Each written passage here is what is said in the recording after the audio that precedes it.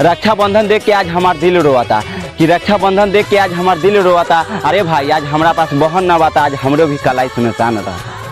पावन दिन जैसे नीर नदी का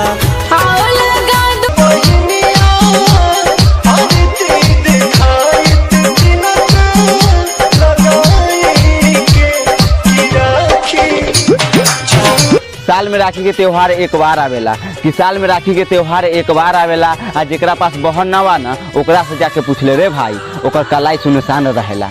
रक्षाबंधन का है ये त्योहार बहना,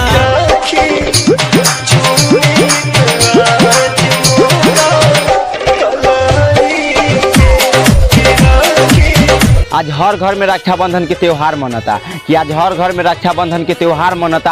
आ हर बहन अपना भाई के कलाई में राखी बनता। आ जेकरा पास बहन बा उ मुबारक हो, आ जेकरा पास आज बहन ना बा ओकर दिल रोता।